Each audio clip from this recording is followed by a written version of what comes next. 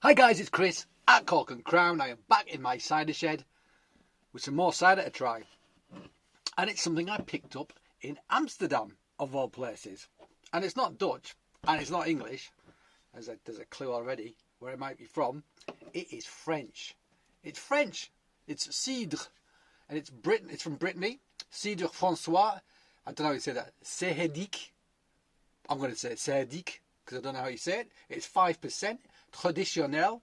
So this is a Brittany cider from Finistère, so far west and part of Brittany, so near Brest, and that part of so near the sort of like the channel, sort of basically Atlantic coast channel, if you like.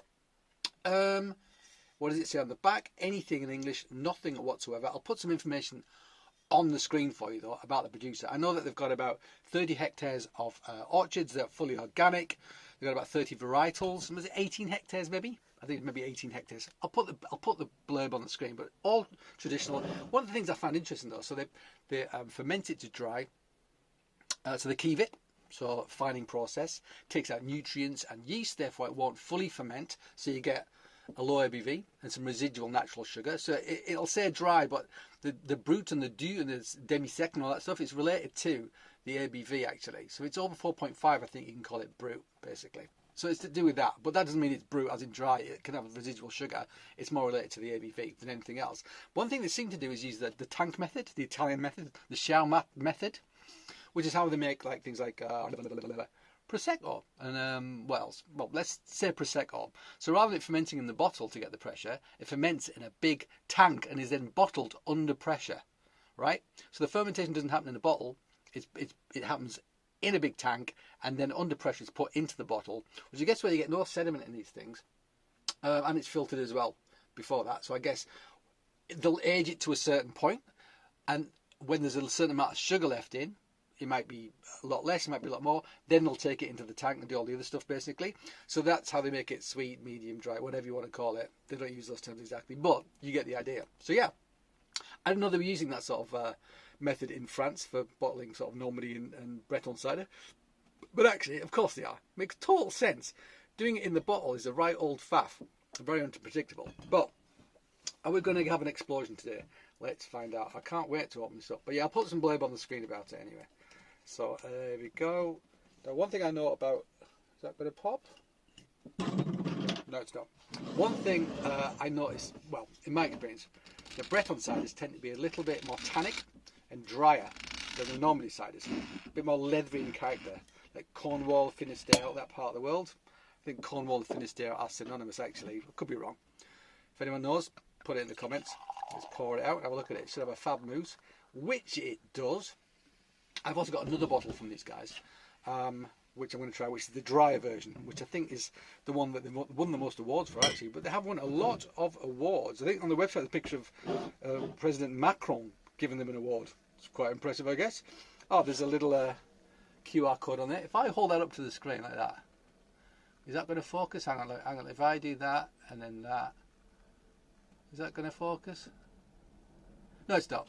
I thought maybe you could scan the QR code. I'll scan it, see what it says. Anyway, quite light in colour actually. Quite light in colour compared to some of the ciders I've had lately. Hazy though, so it's filtered, but it's still got some haze in there, which we like. That mousse is persistent. Let's have a sniff. See what he's got to offer. Oh man, interesting nose. Hang on. Bit of funkiness about it, bit of Wellington boot about it. Slightly sulphurous, not really eggy, but you know what I mean? You know what I mean? Not getting a full-on kind of like a chat-à-tan character, which is what I expect from like certainly Normandy ciders. But yeah, it's got a hint of earthiness, hint of sweated apple, cider apple character if you like, a bit of sulphurousness, but it does smell a little bit sweet. It does a bit of that sautéed sort of buttered apple character about it as well. Let's try it.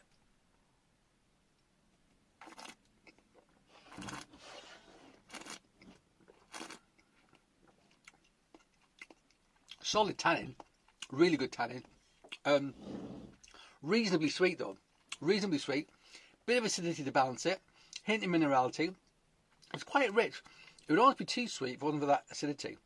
Having said that, I did just try that, which is bone dry. So that's totally going to affect my perception of this. This is going to seem sweeter now that I've had that. But I wanted to do it in that order rather than do that and then the dry, because that would have seemed brutal if I did it that way. It's actually really tasty. It is really tasty. Sweet apple. Nice fine mousse. It is good. Yeah. Not really hard tannin on the back. So not too leathery. But there's nice astringency on the palate from the soft tannin. I do like that hint of acidity it's got. It balances it really well. It's enough to offset the sweetness. Without that, it would have been a little bit cloying. I have a sweet tooth, but you need balance in these things. And this has it. But yeah, not as tannic, as leathery as some of the ciders I've had from that part of the world, like Cornwall, etc. So yeah, Cidre Séhédic, Traditionnel, there it is, 5%. That is not a bad introduction to this person's cider, I must say. It's sweet, but it's also got some acidity, which makes it totally drinkable. If you don't like sweet cider, though, you ain't going to like it. You ain't going to like it. If you like a bit of sweet and acidity cider, though, I think you'll like this a lot. I think I'm going to be very happy drinking all of this. Totally the sort of thing you should have with crepes. Yeah, there it is again. Sweet, but then that acidity kicks in with that astringency. I actually like that. It hasn't got loads of flavours going on, but what it has going on work really well together, and it's eminently drinkable. Eminently drinkable, and I can't remember how much it was, but it wasn't that expensive. But I got it from the shop. If you remember recently, I did, if you watch this channel at all, I tasted some Dutch cider. Got this from the same shop. I'll put the name on the screen of the shop as well, so if you're ever in Amsterdam, check it out. It's well worth it, because it had a lot more cider than this, I can tell you. So there you go, guys. Cidre Traditionnel from Francois Séhédic in Finistère, so Western Brittany. We like. Okay, guys, thank you for joining me back in my cider shed. I hope you join me again.